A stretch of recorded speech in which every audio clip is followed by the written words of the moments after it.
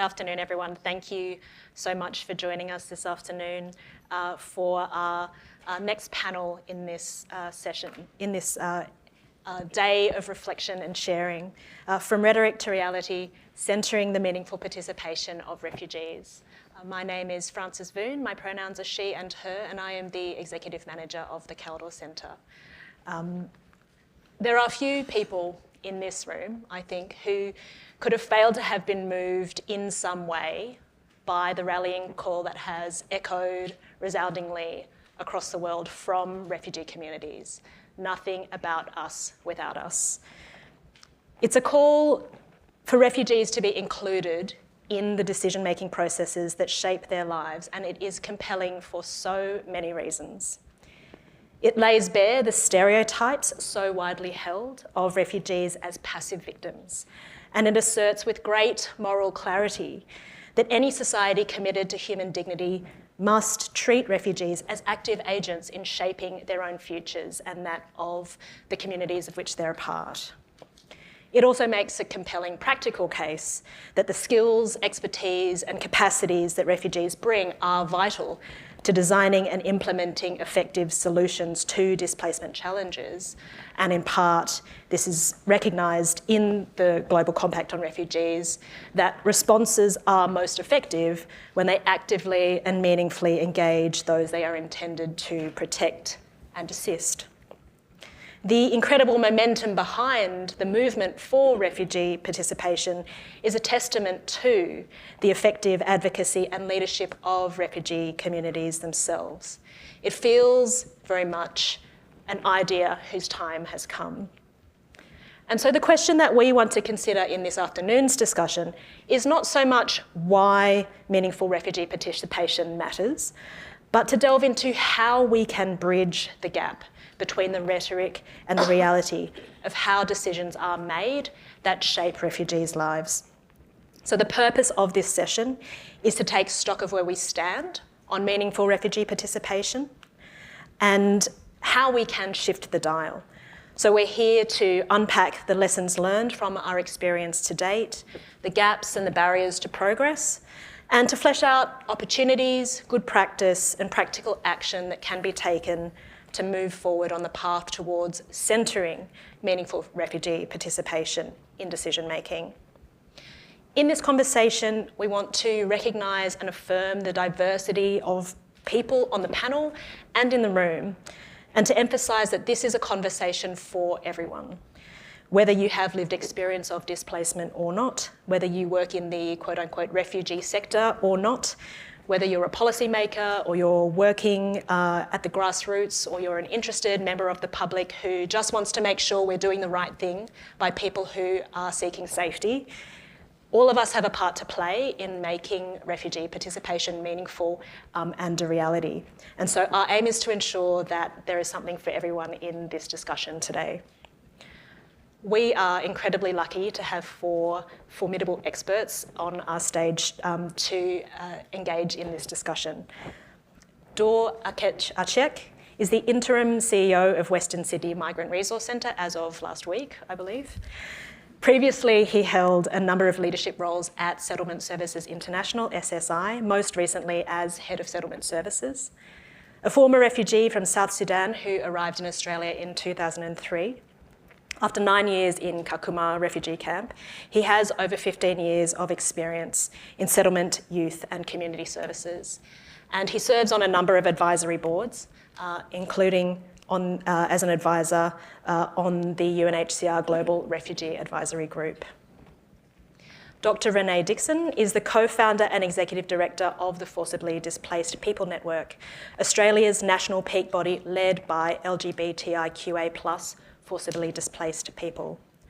Of Kazakh Ukrainian heritage, Renee brings lived experience of displacement together with policy and academic expertise.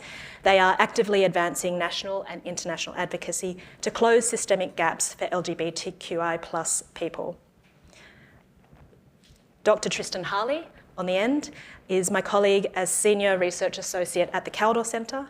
He is an historian and a legal scholar with particular expertise in international refugee and human rights law, and his current research focuses on the international law and policy frameworks governing meaningful refugee participation of refugees in decision-making processes that affect them. Tristan also oversees the Kaldor Centre's peer mentoring program for displaced scholars and convenes our interdisciplinary emerging scholars network.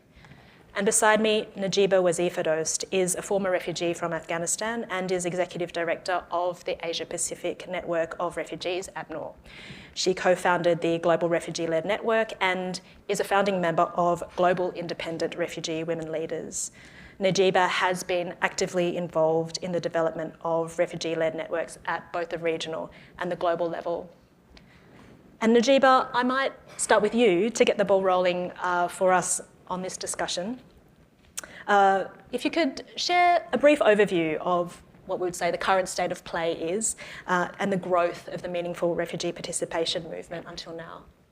Thank you, Frances, and thank you to the Kaldor Centre for actually creating this space, not only to speak about why refugee participation matters, but how can we make it real. When I reflect on this refugee participation movement, I can see a clear trajectory from visibility to influence. For a very long time, refugees were being spoken through other voices in meetings, in panels, in reports about us. Many organizations we tended to see speaking of refugee participation, but rarely practicing it. For a very long time, many refugee-led organizations and initiatives were not necessarily or often were invisible to the humanitarian system and operating outside its architecture. Most often I would say, refugee participation were more seen as a moral ideal rather than as a right or as a governance norm. So I think the real turning point was back in 2016 when the New York Declaration and subsequently with the Global Compacts on Refugees and the Global Compacts on Migration explicitly made commitments to refugee participation. And this basically created for a political openness to revolutionize how refugee participation was actually understood and practiced, and made it as a reality point, as a reality checkpoint. And it gave us the opportunity to really reflect on how to move from aspiration to action. And I think since then, we've seen a lot of change in how refugee participation started to evolve. And I'd like to open up with another reaction is that we started to see the change, not necessarily because of the institutional generosity, but to be honest, because of the refugee leadership that we started to see. A lot of refugee-led organizations and refugee-led initiatives and networks started to organize together, building networks, building funding mechanisms, creating policy coalitions that were really speaking to decision-making bodies and decision-making processes. For example, in my own organization, APNOR, we created the first ever refugee-to-refugee funding mechanisms in the Asia region named as a Refugee Leadership Alliance, where we are directly funding refugee-led grassroots across the Asia region. And I think just to give you a little bit more of examples of where we started to change these commitments, to use these commitments in 2016, New York Declaration, as well as the GCR and GCM, the Global Compacts on Refugees and the Global Compacts on Migration. What we did, I think, we started, I'll just give you a few examples of how the systems are basically changed using these momentums. I remember that back in 2019, when we started to see a lot of conversation around resettlement and complementary pathways were actually happening in the absence of refugees. It was the first time where my organization, along with many others, we work with governments such as the government of Canada, UNHCR at headquarters, to really speak about, how do we move refugee participation into a way that systems are being actually changed and decisions are being made by refugees. And we created the first ever refugees advisory group for the resettlement and complementary pathway conversation. Back then, historically, it was known as the ATCR, the Annual Tripartite Consultation on Resettlement, and that is the advisory board which Dor is actually now part of. It was the first ever advisory body that was created back then, where we said we need to move from a tripartite structure to a multi-party structure, that it is no longer between UNHCR, governments, and INGOs. We as refugees need to be part of that conversation. And we need to make that systemic change. And that was the first example. And then we moved to UNHCR itself as the governing body, and we said, look, you're making decisions about us, but where is the voices of refugees in all of your policies and procedures and processes and so on? And I think this was, again, the second example around the world where we created the second advisory body, which is made up of organizations made up of forcibly displaced people at UNHCR level, that up until now, whatever UNHCR, or basically anything that UNHCR needs to consult with, is this advisory body responds and supports the UNHCR body. And I think these are examples of systems where it was redesigned with centering refugees, and moving it from aspiration to action, as I said. I know the time is quite short, but what I want to really kind of end with is that the movement's next frontier is now about system change. We want to embed participation into a right, not as a project. We want to make sure it's enforceable. We want to make sure it's measurable. We want to make sure it's fundable. And I think for me today, when I speak of this movement of refugee participation, I'm not only talking about inclusion itself, I'm actually speaking about the architecture of inclusion itself. How, we need to move our energy into where invitations are now more, we need to move our energy into where invitations are more about ownership, participations are more about equitable partnerships and collaboration, and rhetoric is more about accountability. And this is where the movement needs to go. Thank you, friends. Thank you, Najeeba. I can see that's really resonating with people in the room.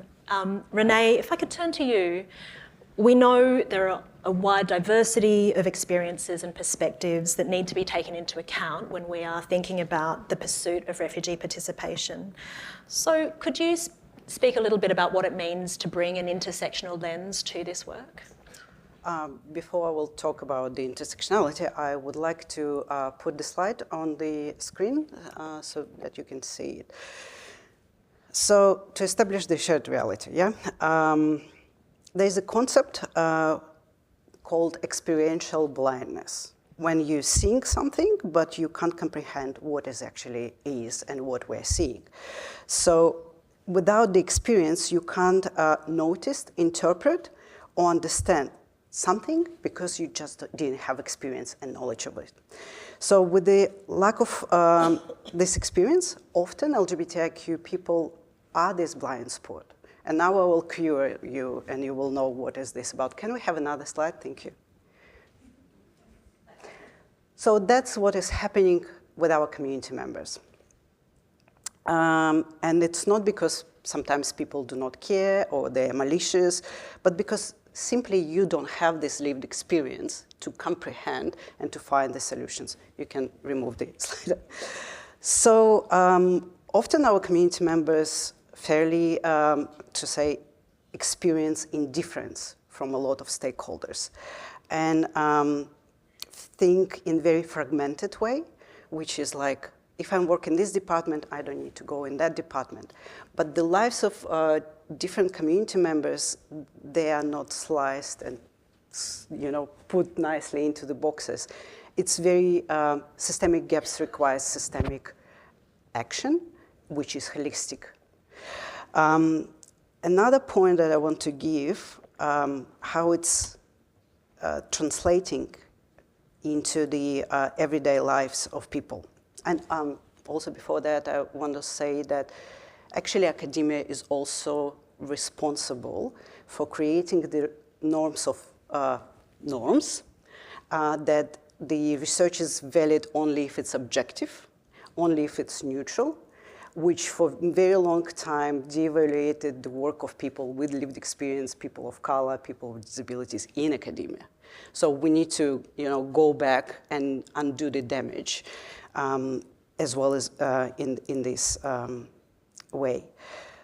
So how this experiential blindness is translated in everyday life. So for example, from Global Philanthropy Project, which was done report on funding of LGBTIQ community around the world in 2022-2023, we can see that for Asia-Pacific region, for LGBTIQ migrants and refugee work, was giving less than 1% of the money, which is equated to $49,000 for the whole region for LGBTIQ displaced people.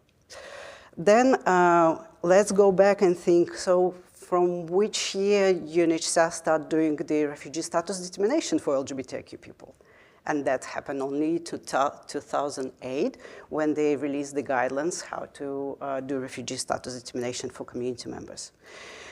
Then in 2020, FDPN was tasked by UNHCR to develop the book chapter on settlement for LGBTIQ people. It was 5 years ago. And all of these years, and we continue to be let down and fail systemically. Also, I want to take a little bit further and explain you how it's translated to the other groups. So for example, with people with disability. Also, as a people who have a privilege, an opportunity to share spaces like this, we really need to be very specific what we're talking about, because refugees are not a homogeneous group. And 2 times in Geneva, I had experience at the Global Refugee Forum and the CRCP, when I mentioned in my questions, and I make them inclusive and include people with disabilities, LGBTIQ, people from different ethnic marginalized groups, age, single mothers. It doesn't cost me anything, but it's put real perspective. So if we're supporting and giving all of this money, how is actually translating into the granular level at the refugee camps, who's getting support? 2 people from disability organizations, all of these 2 times, they found me after the event finished, and they said, thank you so much for saying this. No one else is engaging in the issues of people with disability. So refugees have a responsibility also to include these issues in their statements. Another thing that anti-rights movement, anti-women's rights, anti-LGBTQ rights, is actually very strong, and it's eroding human rights system, UN system, because they are professionalized. And they're doing everything to use UN language and pretend that they're actually supporting women. But in reality, in their agenda is to undermine women autonomy, silence civil society, restrict access to sexual health and reproductive rights, and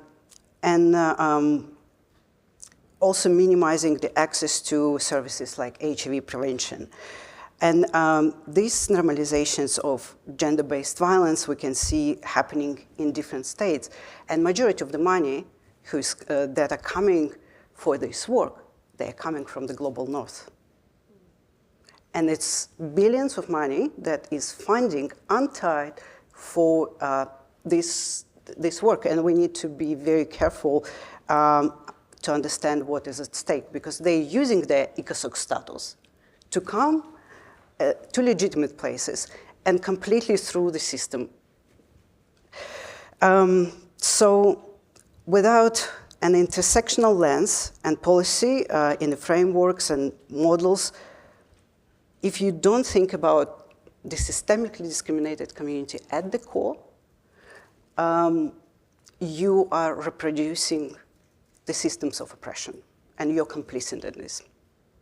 So you need to create the spaces and policies that you need to think about the most systemically discriminated. Because if the systems work for systemically discriminated community members, then the system works for everyone. I will stop there. Thank you so much, Renee. And it's a really vital thread that I hope we'll continue to come back to throughout this conversation. Dor, I'd like to bring you in. You've had experience in this space in a range of different contexts, from youth advisory fora to participation in international delegations and more. What's your perspective on, I guess, the current challenges and the ways forward when we think about meaningful refugee participation? Thank you, Frances, and good afternoon, everyone. It's a pleasure to be here to speak to you about the shared experiences from lived experience, and also can I acknowledge the land that we are gathered here today and pay respect to others past and present. I'm speaking to you as someone who is battered blue, not from Triple B, what people call in Australia the beer, bourbon, and bitter. No, it's not. It's from bombs, bullets, and bush. It's raw experiences that I've brought to the fore. And it is through those experiences that shape my journey here in Australia. For the way it started, I was fortunate enough to get a scholarship into Northern Sydney High School when I arrived to Australia. And it was the experiences that I get from schoolyard kind of playground that shaped my knowledge and understanding what I need to do. So I started advocating, writing plays about my experiences settling in Australia. When I get asked where you're from, and I say I'm from Parramatta, people laugh and say, no, but where are you from? Originally. And I get to tell them where I am from originally, but they don't know. They're like, where is that?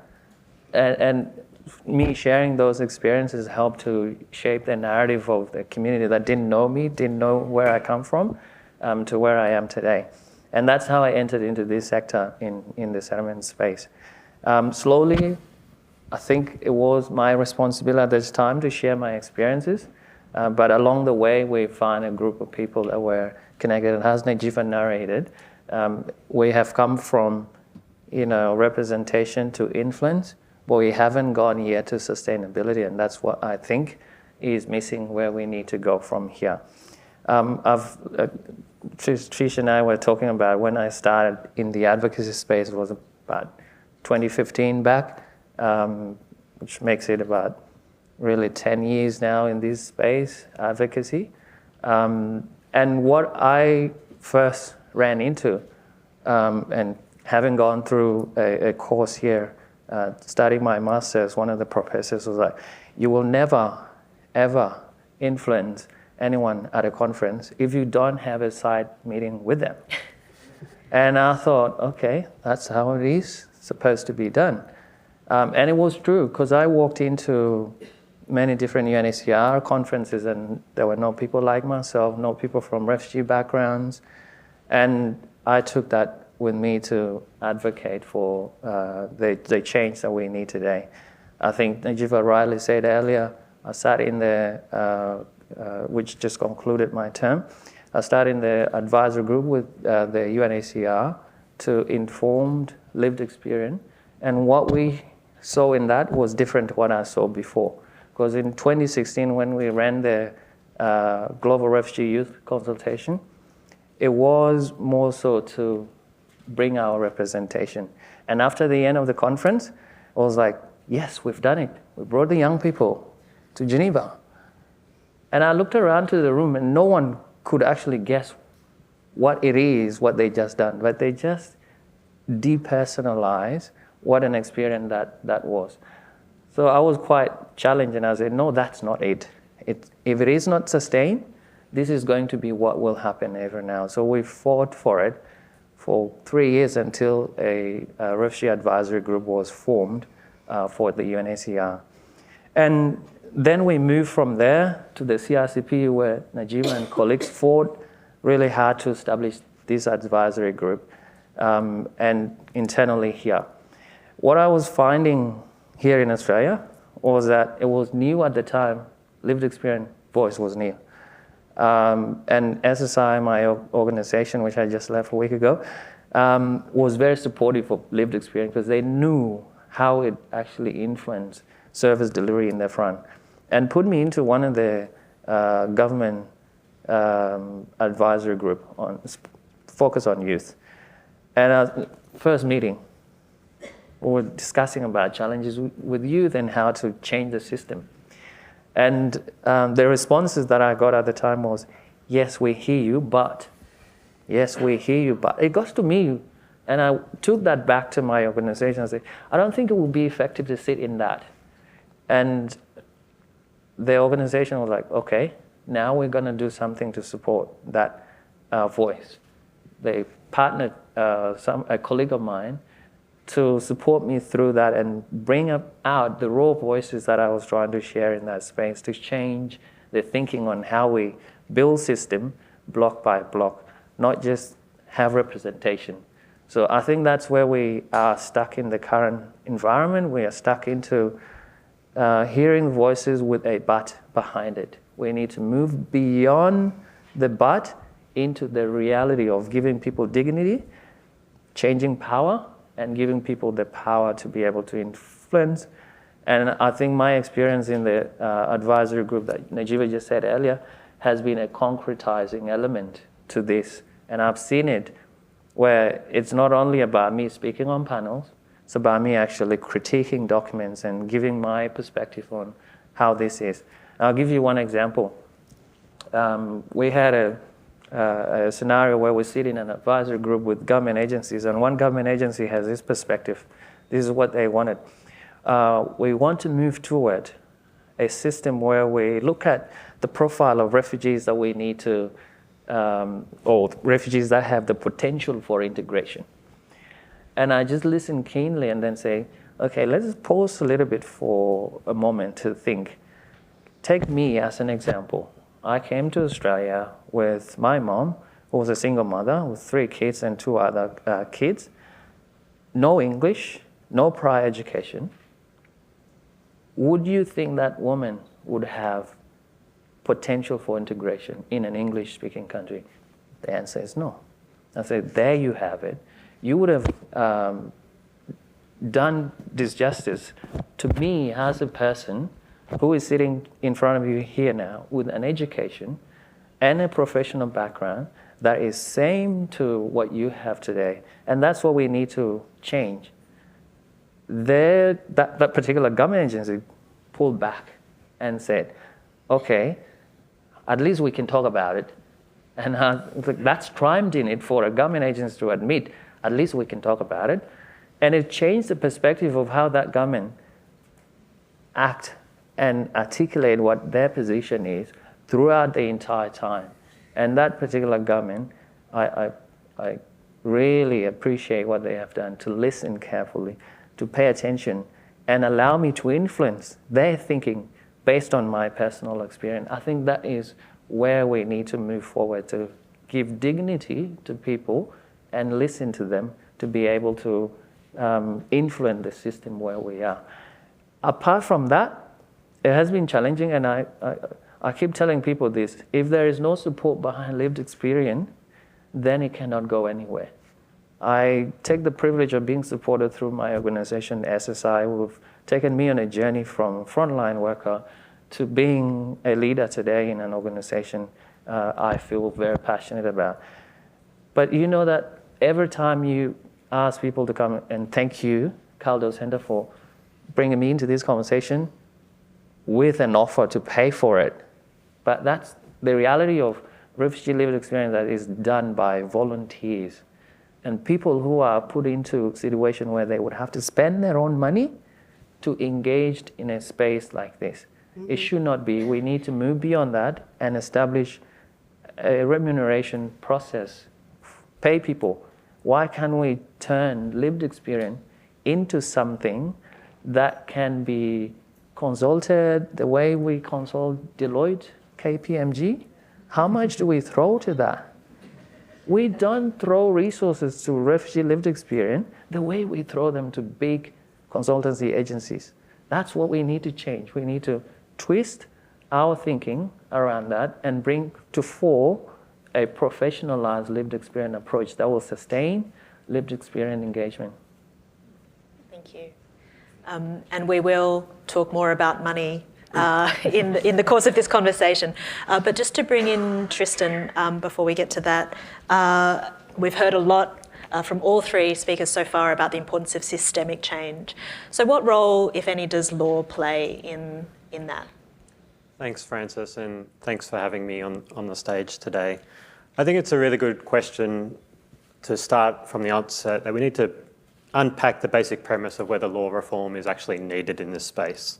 And it may appear surprising coming from a lawyer, but not all problems require legal answers.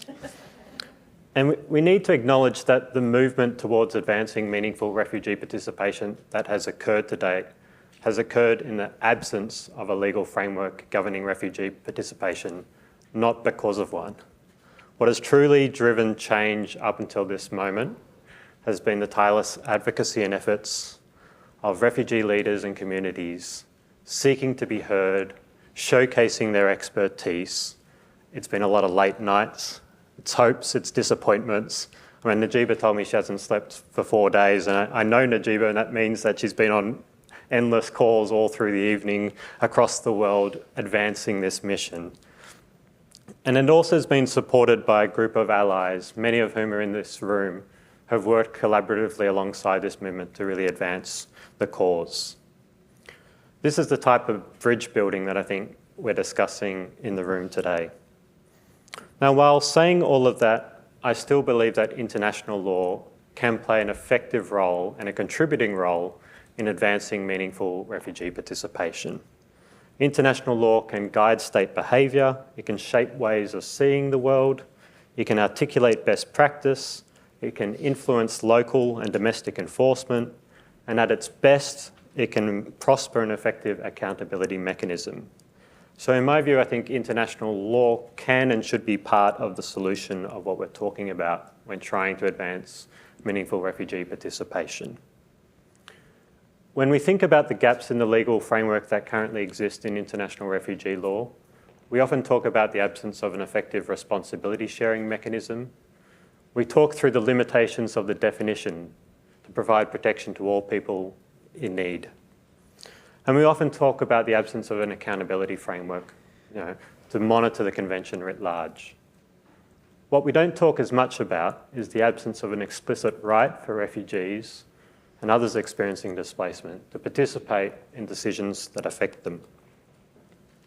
Partly due to their age, the 1951 Convention, the 1967 Protocol, the 1950 UNHCR Statute are largely silent on the subject of participation.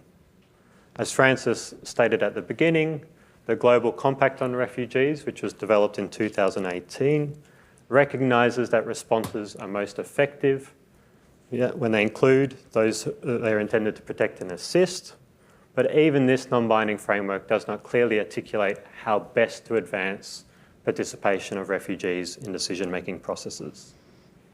If we think about international human rights law more holistically, we can see a bunch of human rights that are interconnected and in ways that facilitate participation: freedom of association, the right to privacy, freedom of assembly, freedom of movement, etc.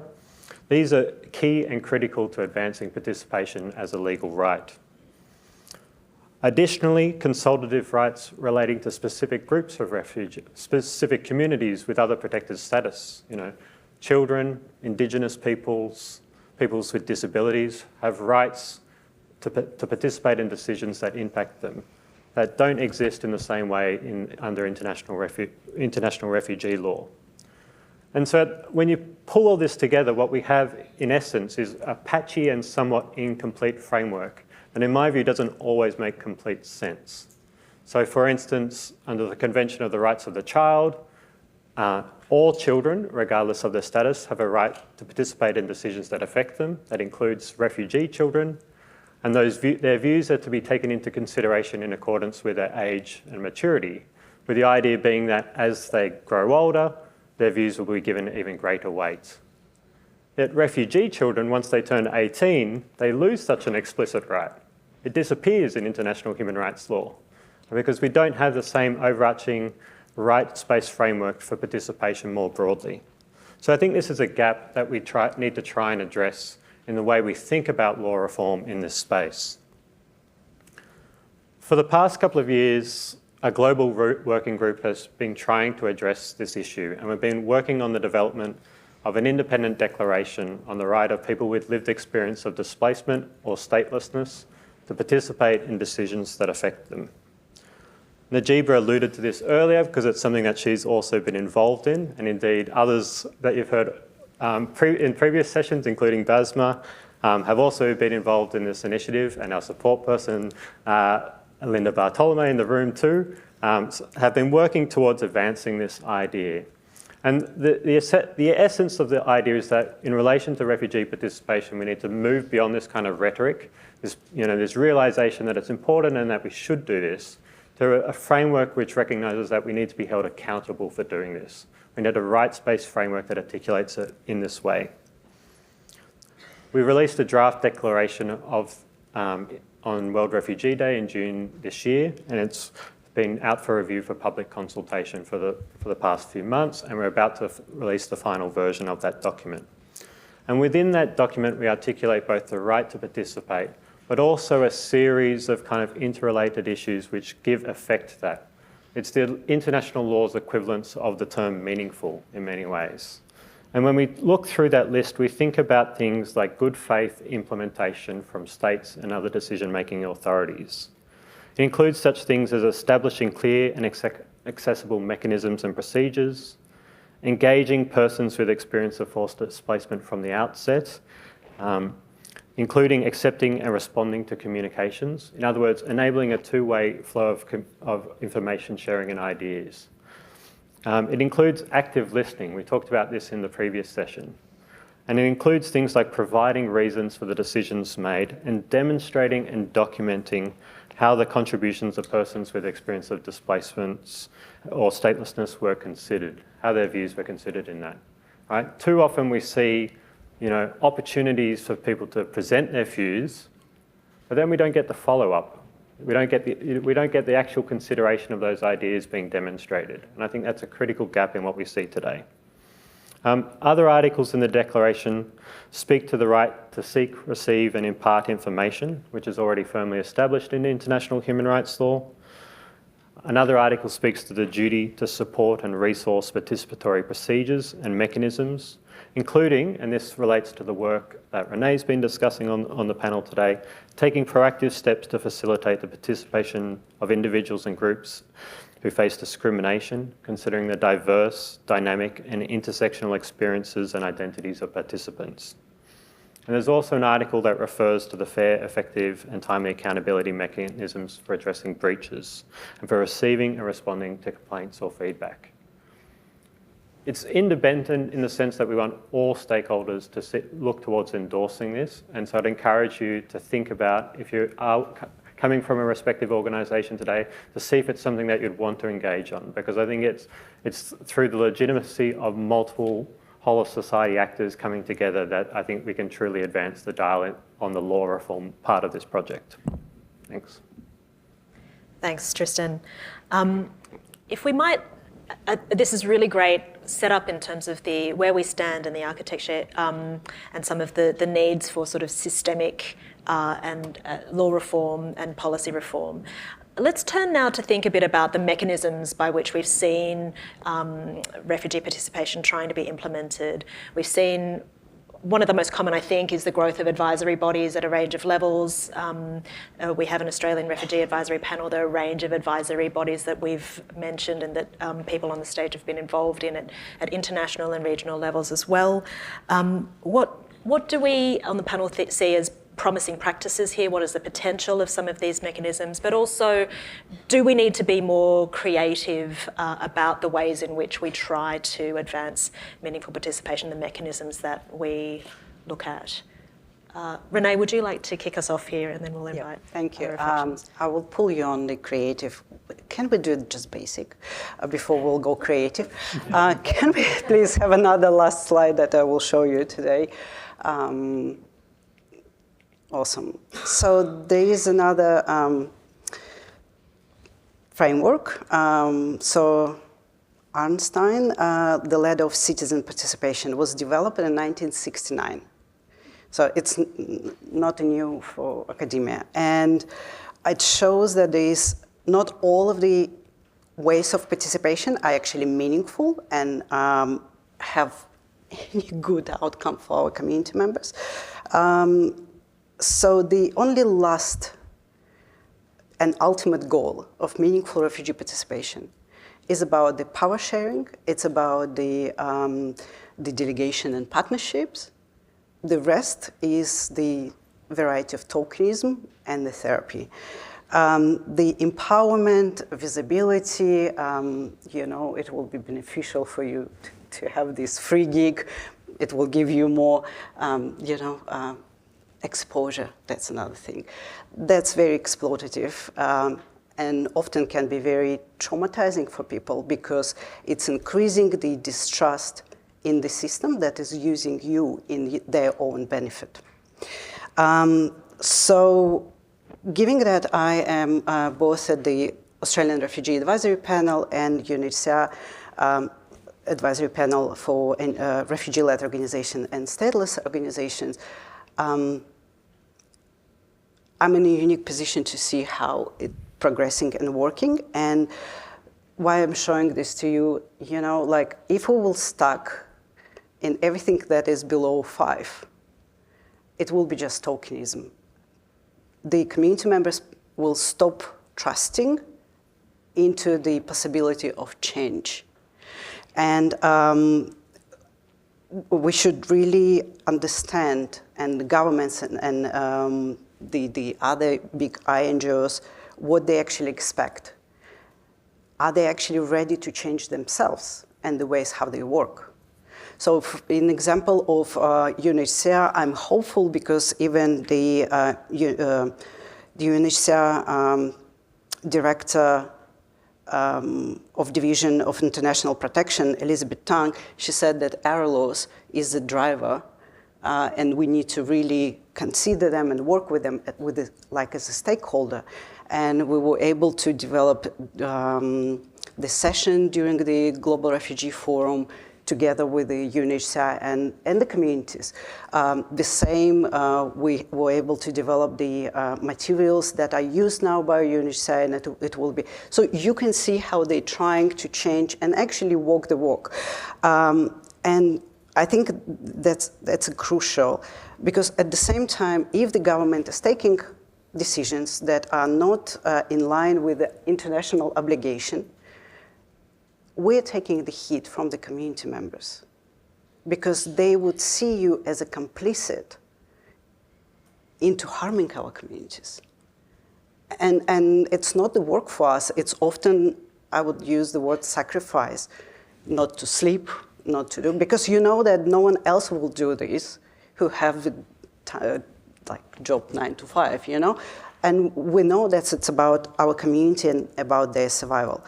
So, and it's okay to make mistakes during the establishing of these advisory boards, but we also need to consider that it's crucial to have an independent secretariat for advisory boards, because without governance, without training, without support to people with lived experience, you can't expect them, invite them to the consultation and say, we want to talk about this, without giving them training and support. Not everyone has a privilege to be able to theorize their knowledge, lived experience, into the policy language that the other set can comprehend and apply in the work.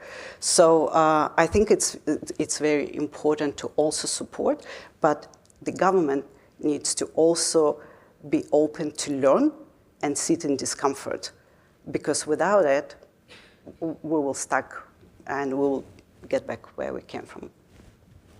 Maybe, is my mic working, or am I going to use my loud voice? You guys are hearing me, right? Oh, okay. I think one of the biggest lessons that we've learned is to really move beyond representation and go to redistributing decision-making power effectively. I think that's the key point. I think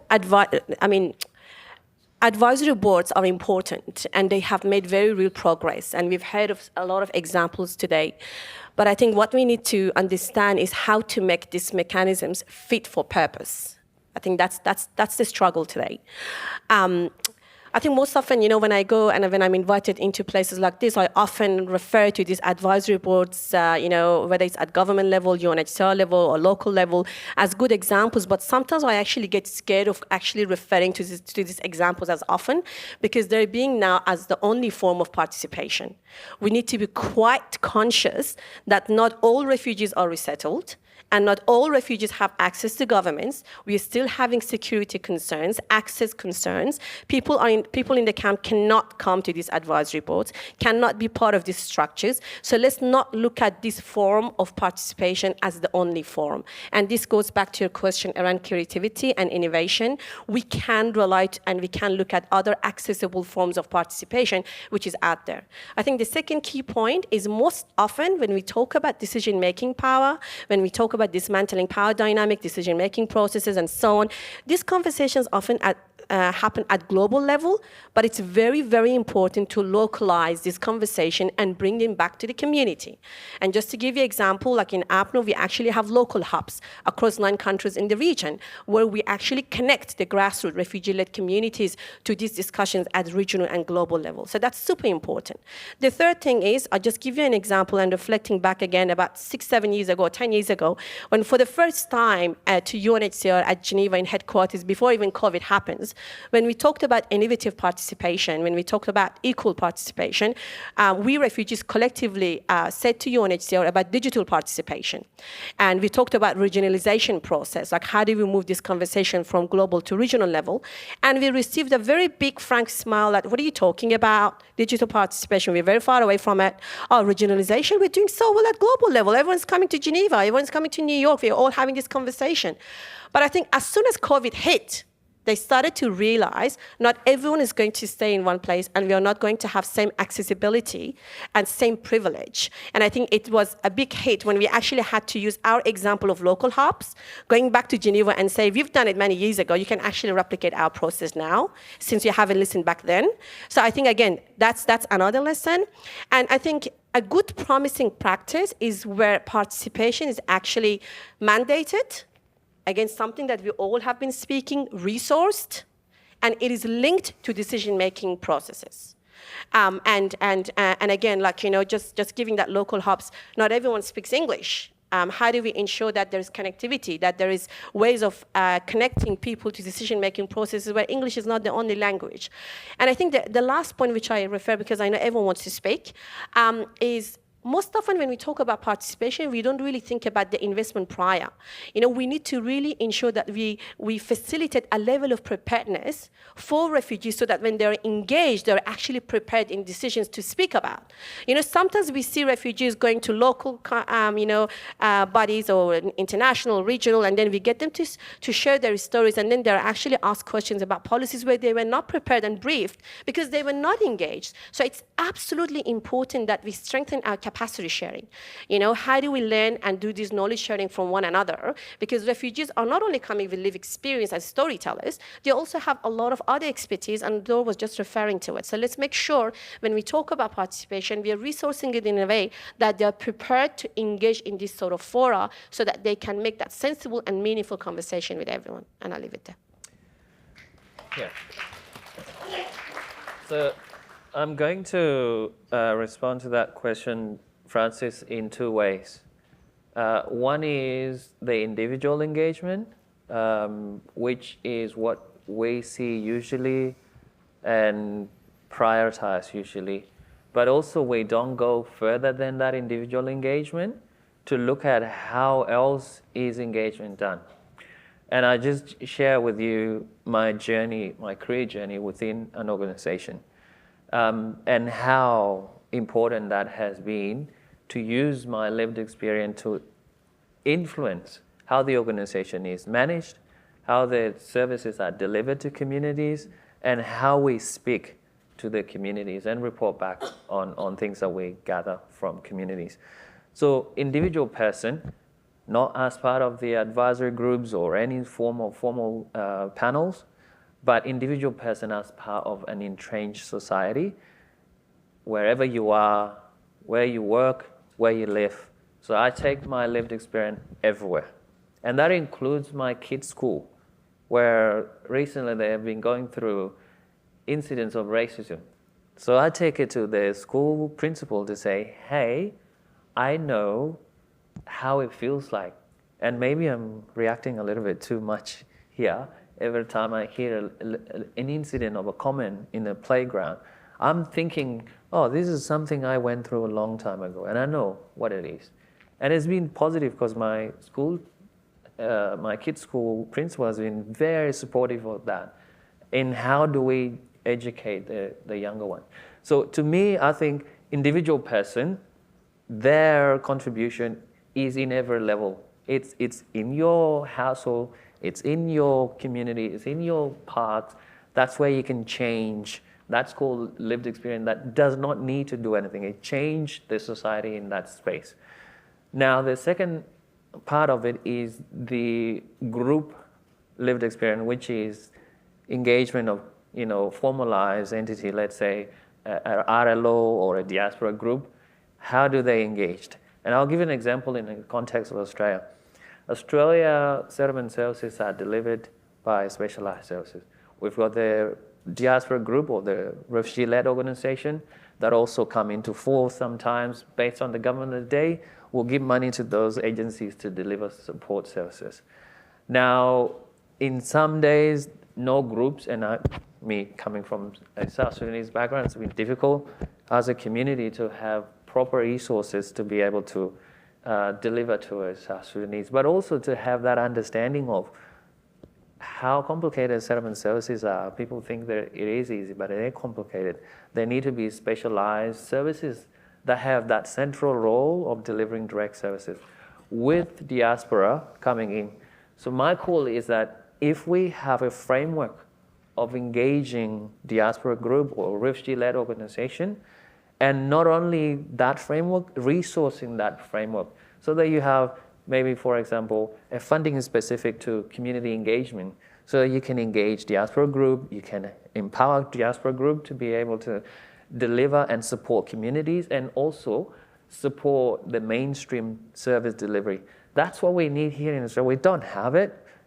Most of funding comes with no budget for community engagement at all.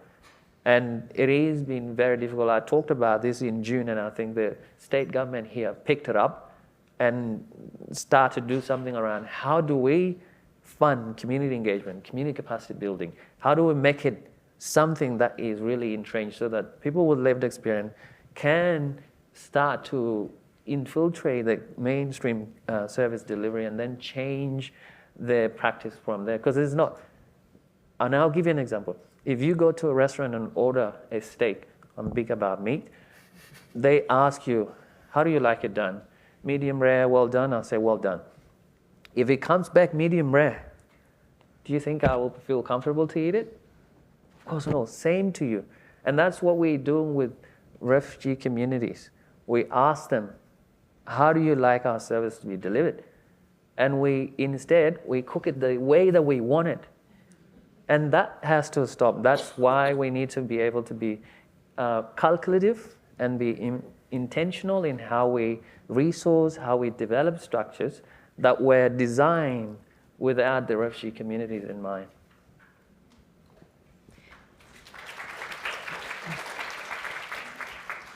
Tristan, briefly, if you... Yeah, I mean, I think the growth of advisory bodies, whether they're connected to governments, UNHCR, donors, NGOs, has been a welcome and positive development in this space. I guess with my historian hat on, it's worth recalling that advisory bodies actually have a long history in the international refugee regime. When Nansen was first appointed as the High Commissioner for Russian refugees all the way back in 1921, he promptly developed an advisory committee consisting of refugee leaders and others. And as part of that committee, the Russian refugee and jurist Jacques Rubinstein came back in 1926 and says, oh, we should actually have an international treaty relating to refugees, which led to the 1933 convention. And for those unfamiliar with the 1933 convention, this is the first time that you get in international law the idea of non-refoulement being articulated and other principles. So there's a long history of refugee leadership informing international law from its origins. So that points to the value of it in some ways. When we look at modern innovations relating to these democratic processes of participation, democratic theorists such as Graham Smith and others point to a variety of elements by which we can assess their efficacy in different ways. Common parts include inclusiveness, whether the approach safely includes a diverse range of participants, popular control or influence, whether they can actually influence the outcomes at hand, considered judgment, whether the approach or mechanism allows for informed and thoughtful deliberation, transparency, whether participants understand the conditions upon which they're operating and whether there's greater transparency with the public, efficiency, whether the costs and burdens placed on the process, including time and money, are reasonable and not too burdensome, and transferability, whether you can export this to a different other context as well. In the sector currently, there appears to be kind of a somewhat default movement towards advisory panels as the principal mode of engagement. But I think there is a need for greater creativity and innovation in the way we think about the democratic innovations that we can develop. So for example, advisory panels may be well suited if designed well for considered thought and reflection, but they're not always efficient in the way that they run. They require resources and time, and for busy people and busy communities, that can be hard to engage with. On the contrary, virtual democratic mechanisms such as online voting systems, polls and surveys, you may be able to reach a whole broader range of audiences far more quickly, but you may not have the spaces for the thoughtful deliberation and information sharing that may be necessary. So I think, as Najeeba said, we need this variety of forms of participation to truly enable this in practice. We've all talked already about the importance of resourcing participation, and if we're talking about this being meaningful and moving beyond tokenism, really that is in many ways where the rubber hits the road. So what are some of the, pain points in terms of this? Some of this has already been touched upon, but also where is there potential for us? And I think, Najeeba, if I could turn to you first, because you've already mentioned the good practice of the pooled funding mechanisms. It would be interesting to reflect a little bit more on where we can go from there. I can speak about this for hours because this is basically my daily challenge every day, to be honest. Funding for rhetoric participation is actually often that collapses all the time. And, we've been speaking of reshifting power today again. How can we do that if the resources are actually remaining with traditional institutions and organizations, So the main pain point with funding is often when we speak of resourcing, we're speaking of short-term project-based, externally controlled funding. And most often refugee-led initiatives, refugee-led organizations are expected to deliver transformative outcome with these micro grants, and even these micro grants being so inaccessible to many of these organizations for so many reasons, which I will go about it. And I think this is the reason that, at least just to give you an example, in APNOR, we have co-created, as I said earlier, one of the only model in the Asia-Pacific region named the Refugee Leadership Alliance. It's a refugee-led, refugee administrative pooled fund where refugees actually decide where the funds goes, refugees decide who receives it, and refugees basically define what impact is. And I can speak of impact for hours again, because because most often when we speak of impact and investment, it's absolutely defined in a different way when you go to donors, whether it's being state governments, whether it's being philanthropic institutions, and so on. And that's why I think, just as Tristan was saying, last night I was actually engaged in a donor roundtable with UK, Netherlands, and United States, and all I had to do is tell them how you're actually defining impact and investment is not what we define as grassroots communities. You know, you haven't seen, you haven't listened, and investment is not this. And I think Renee also earlier mentioned such a crucial point, like that less than 1% actually comes to the region. And even if you look at that, then you realize that many of these organizations are actually not funded, but are still doing a lot of work.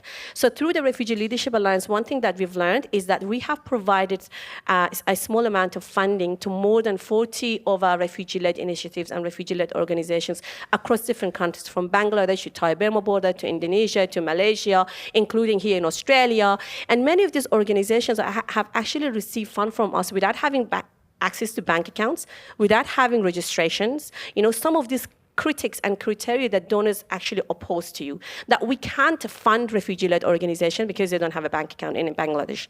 We cannot fund refugee-led organization in Thai-Burma border because they don't have a registration paper.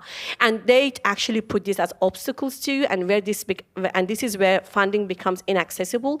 But through our model, we've actually shown that, you know, this is transparency, that if you trust us, and if you actually finance differently and look into innovative models of how financing can work, then if we've done it, you can do it as well.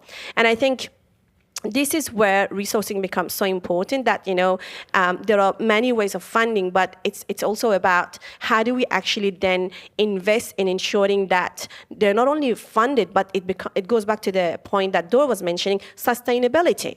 You know, we wanted to make sure that through the Refugee Leadership Alliance, we are the first refugee-led donor whom we are trusting the community to receive funds, and then opening the door for them to other donors and saying that now you can actually become more sustainable and receive further funding. I'll stop there and I'll let others come in. As I said, I can talk forever, but I feel so bad for my colleagues. I'll probably get a hit in the back once I'm out of the panel that you've done all the talking. Does anybody else want to come in on this particular?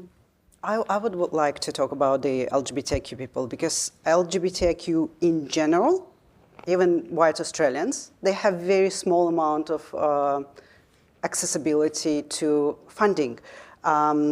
More than 52% of organizations that operating for the community members, they have 0 full-time paid staff. So it's all on volunteers. So we have very limited amount of access to the funding. And we also, for example, donors don't want to prioritize LGBTIQ, and if the donor is also from religious kind of background, you are not the favorite topic, and LGBTIQ refugees win on Olympic oppression in this case, and if they have a disability, it's even worse. So the situation is that you're trying to reach the donor, you're trying to explain them why it's important, why it's crucial to support community members. They're saying it's not a priority. Then there is a lot of bureaucracy. So for example, I want to bring LGBTIQ refugees to the Global Refugee Forum Progress Review this December, because LGBTIQ, they always less represented group in the room. And often those who were able to even have some stage and conversation, they would not talk about their LGBTIQ experience because they represent the organization, or they don't want to, you know, compromise their safety of the family members and all this stuff. And I wanted to bring people who is ready to sacrifice their concerns about the safety, who want to learn how to engage with the system, because we all have expiry day, and I'm not living the life that I think that I will be here forever. We need community members who will be able to step into your shoes and continue the work that you're doing. We need to have more opportunities to do this. We approached the donor said, yes, we will give you a result on the 1st of September. I came back to them last week of September. I came back to them 24th of October, and I said, do you understand that we need to open visas? So that's a stressful for community members and all this stuff. So do we really will get the answer on the 24th of October? So, and if we are not successful, we don't have time to fundraise. So I stopped waiting for them. And this Give Out Day, which is the only day when LGBTIQ organizations are coming to one online platform and they fundraising for their causes. And we were able to fundraise only like a little bit more than $8,000, but it's not covering the whole cost for whole delegation. So we need more. And in this sense, it's incredibly hard for LGBTIQ refugees to find a way of the donors who will be interested to support it. It's, don't work on this issue if you want to get money. Yeah, can I just add to the wonderful contribution from my colleagues? There are different ways to think about funding. We can talk about government-focused funding or philanthropic funding in a mega structure, where we do need to have tenders or grants that are specifically designed to have funding for lived experience engagement. That's one. But I also come to each of you in your organizations, or if you are a board of an organization, it's important to think about allocating a consultancy fee for lived experience. If you don't do it, go and do it today. Because if you're not paying for their time, you're epistemically exploiting them. Yes. So their time and expertise needs to be funded. So it's important to go into your organization and critique your budget and start to see where is our consultancy money going? Is it going to bigger agencies? Is it going to private? Can we look at having a chunk of it? It doesn't necessarily have to be the whole of it. It has to be just a small amount of it. Then you can build from there. I know an organization that allocated specific funding for engagement of lived experience or community group. And by the way, lived experience doesn't matter, be it refugee lived experience, is it DV, is it any other mental health. It has its place. And if you don't engage it, you're probably running services that are damaging or deteriorating the situation of people that you service.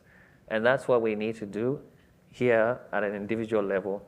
At the government level, I've talked about earlier around needing a framework or a funding structure to be able to identify how we implement lived experience engagement in our societies, in our settlement programs, in our refugee programs.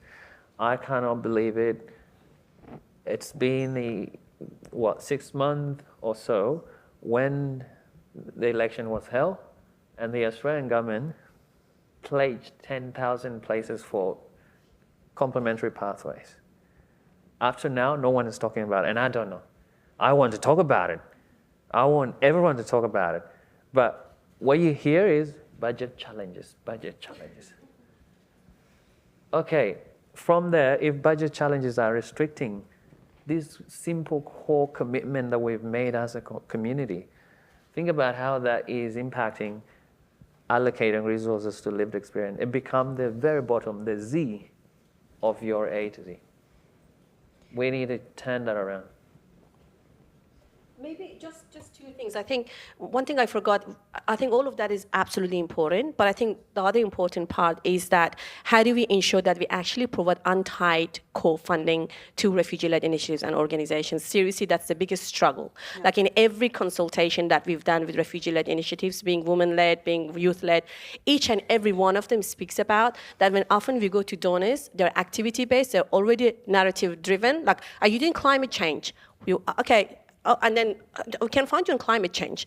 Are you actually working on livelihood? That's where we're going to fund. I think it's super important when we talk about volunteer retention. There's an untied core funding that supports us to get out of that volunteer retention work. And then I think more importantly is also about a multi-year funding.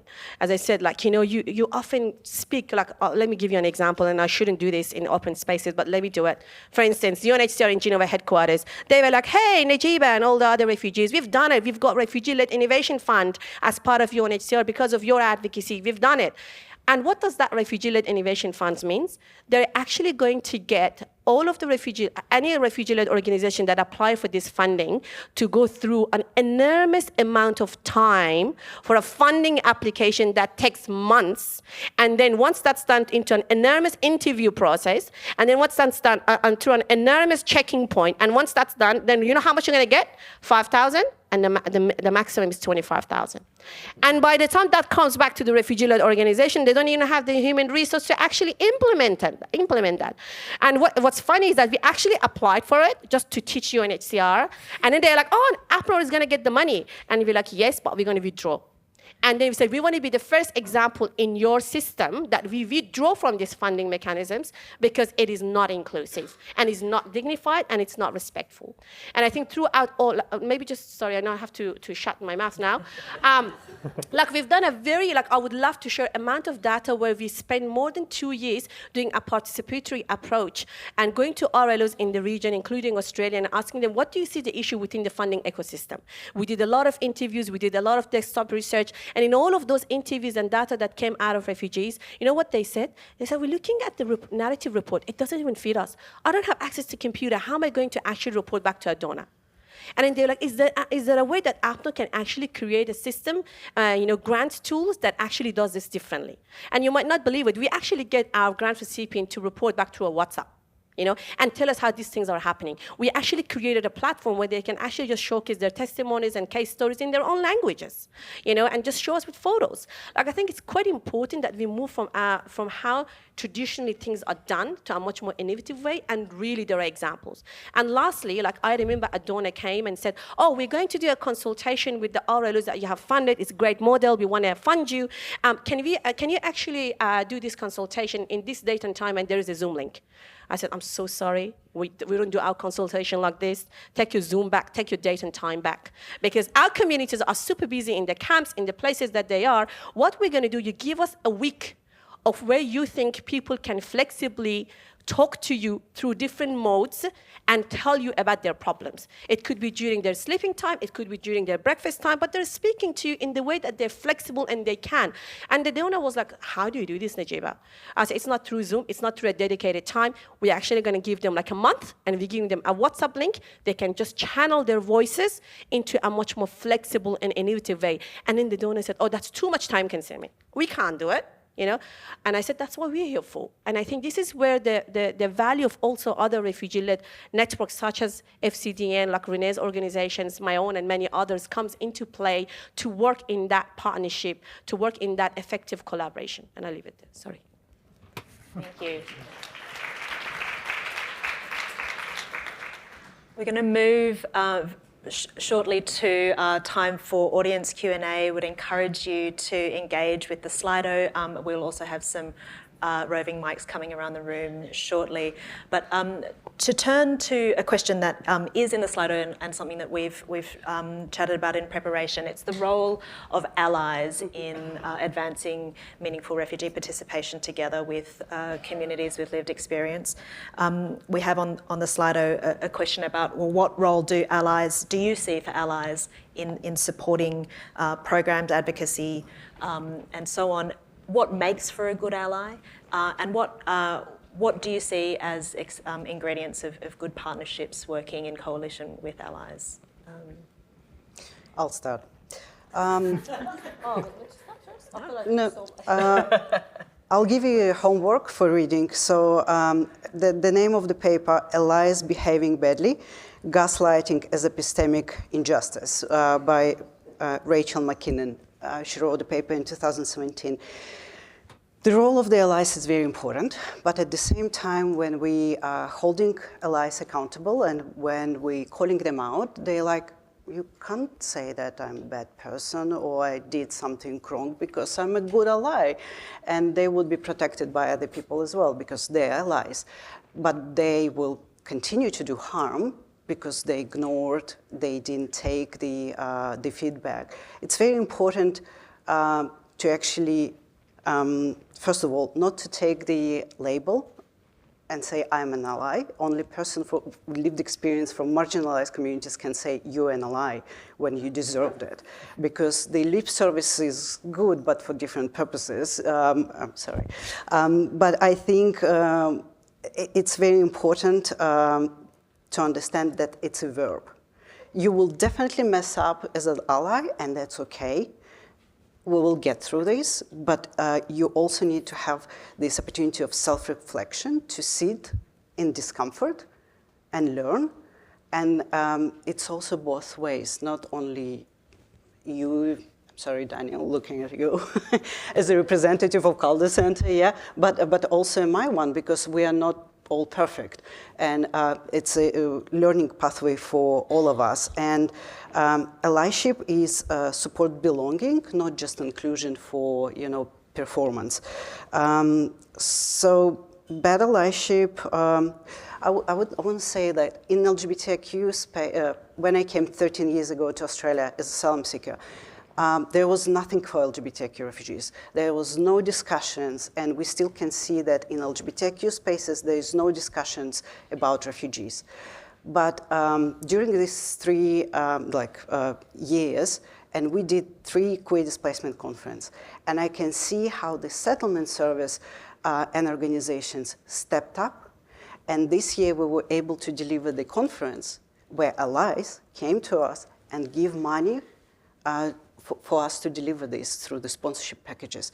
That was never happened before. So that's how you're building and showing that you're actually ally, because you understand the gaps, you reflect, and you change your behavior. And also it's very important to create these radical spaces of openness. Bell Hooks wrote in 1967 or 87, this paper.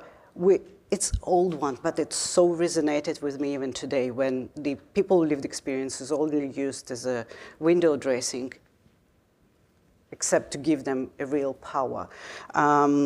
So it's very important to have this opportunity to deeply and meaningfully listen, and not to recreate again this power imbalance that you're coming and saying, I'm a ally, and taking a space. No, you need to come and ask how I can help you that you will achieve what you want to achieve. To whom I can introduce you. Can I, what people doing? Mentor you, that you can achieve what you want to. So will be a good allyship. Thank you. And to add to that, there's a number of things that allies do and why they're important.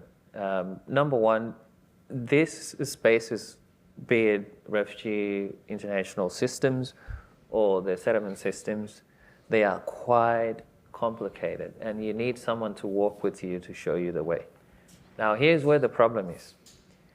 When some allies, they walk with you and take a step ahead of you and assume your voice. Mm-hmm. They didn't assume it, and start to speak on your behalf rather than you speak for yourself and bring you. That's not a good ally, and it happens today, and it's very common, where I've seen where sometimes a sector or a particular kind of community advocate for something. When I ask myself as a refugee person, I'm like, my community doesn't want that. The other community doesn't want that. Why would they call for that? From where did they get this? And they're calling it from a perspective of community-led perspective. So that's one, walk with you, not in front of you, and not on your behalf. So that's number one for an ally. The second aspect of an ally is ally should be someone who you trust. If you lost the trust between that ally, forget it. I won't feel comfortable to share anything with an ally that I don't trust. And it usually happens when there is power imbalance. When I see I don't have the power, then I will make sure I step back and find another route, another ally to give me that power to push forward. And I can tell you, the way I came to this is Paul Power here. Paul Power should be somewhere. In 2015, Paul Power, after going through, many applications to apply for a scholarship to take some refugees to Geneva, I got that application, John Gibson scholarship. And Paul Power, with another refugee person, hired a room where we go and spend time there and coach me through that advocacy. And also gave me the basic understanding of what happened, how to influence. I thought he could have rented a hotel somewhere and put me somewhere in a hotel, but put us in an apartment to normalize that kind of relationship rather than having that power dynamic. So he normalized the relationship. I think allies should be able to normalize your relationship and bring it to a point where you will be comfortable so that I don't feel like this big person, should I do this, should I not do that? So I think that is important to come to my level, not me come to your level, is really important. And then the other thing as well is to sustain that allyship. People do it for interest. It is not sustained allyship. Sustained allyship is going all the way till when people have got what they need. If we can't sustain allyship, we can't be able to make any meaningful allyship as a people that are supporting people with lived experience. And I see that in many agencies that support people to get to the other side of the river. So it's important to have that in you. And if along the way you benefit through that sustaining allyship, it's well and good. And too often the cultural communities will return something to you because they are very grateful for the support that the gratitude that comes with that is enormous, and we like to return it back. So don't expect anything from it. Sustain that relationship is important. Maybe something will come out of it, who knows? But it is important that the interest of the person that you are an ally for is critical and number one. And then the last thing is always remember the mission for your allyship does not live with you, it lives with the person. And if they are lost along the way, remind them as well. Or if they remind you of it, stop and pause and think. It's important. The mission for your allyship is not you, it's the person that you're working with. Can I build up on what you're saying? It's also very important to support, not when it suits you and when it's comfortable.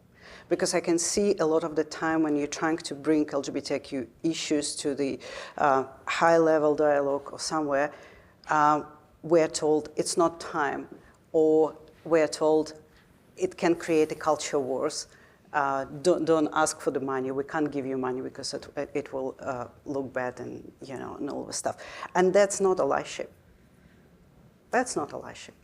That's exploitation when it suits you. So. Can we just add one sentence? One sentence. We're on the roll. I think we've heard the word help. I think for me, a true allyship is about equitable partnership and collaboration. And for that, I think we need to change the language from help to sharing power. Like really, when you come into a room with partners, I think the first thing that we are doing, dismantling that power that's on the table. Yeah. Like, don't really look at us to come to the table, but to build the table with you. I think that's the main thing. And I think the other, or maybe I'll leave you with two tools. If you're interested, come to me. We've actually we've established an equitable partnership toolkit with support of another colleague who's not here from Asylum Access, which is an international organization that really talks to all of the conversation that Dora and Renee has been going through. And then the second thing is that we also deliver meaningful refugee participation training to the entities who actually wants to learn more about these conversations. I'll leave it there. Fantastic. We will have a very brief round of questions. If you have a question in the room, if you could raise your hand. We have a few over here.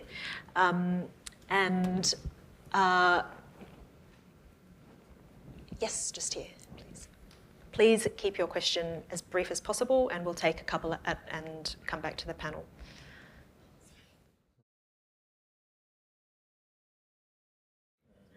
I think that's a very important question, and a point which I forgot to say earlier in my response is that, when we speak of representation, it needs to be diversified. But I think with that, we have an issue within our system itself because it's so exclusionary that doesn't allow sometimes for that diversification to happen. I think most often the challenge is that we get to see the most well-resourced, well-networked, privileged refugee to attend into these conversations or be there. But I think, as I said, one way that we could actually do this is how do we bring innovation into the way that we are making dialogues today? And I was referring to the example of local hubs, people who cannot travel from Bangladesh to be in Geneva and New York, people who cannot travel from Thai-Burma border to be here in Australia to this conference.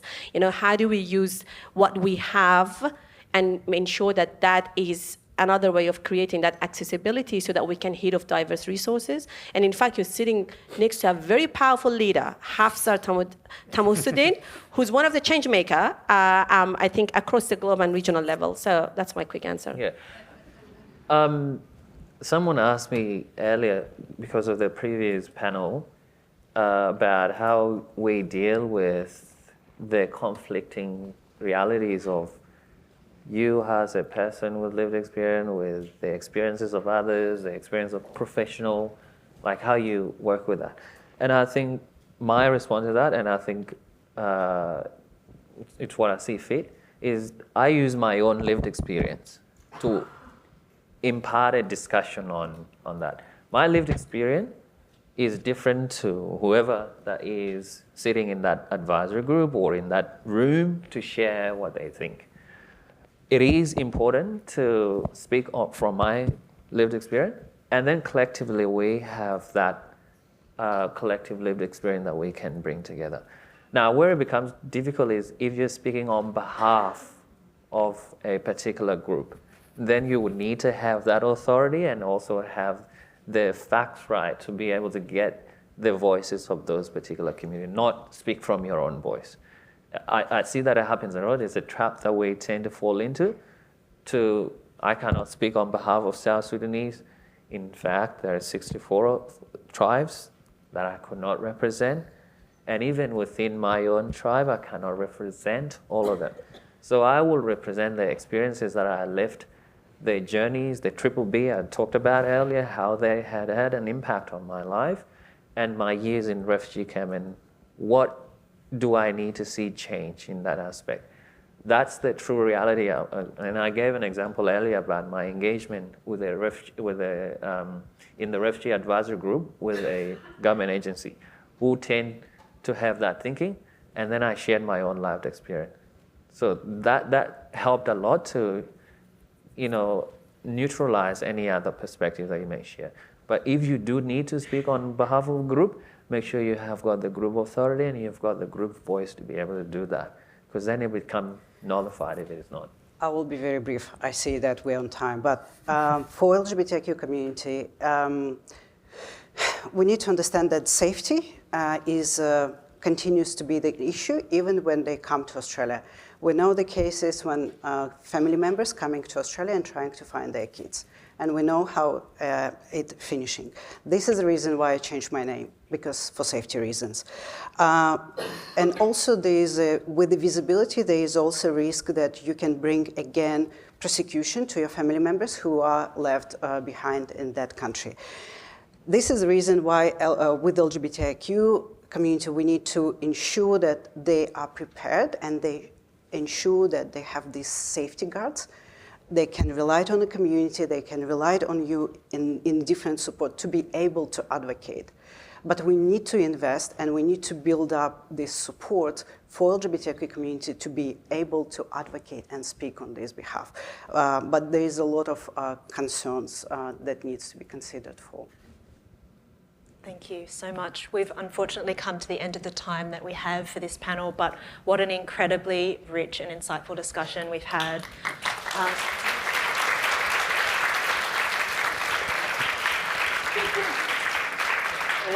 really want to thank and honour each of the incredible expertise that each of you have shared. We will be sure to share links to many of the resources that were referred to in this discussion, and I hope that each and every one of you have found something to think about, to challenge you, and at least one practical thing that you will take away and do as a result of this conversation to play your part in advancing meaningful refugee participation. Thank you, and please join us in the foyer for afternoon tea.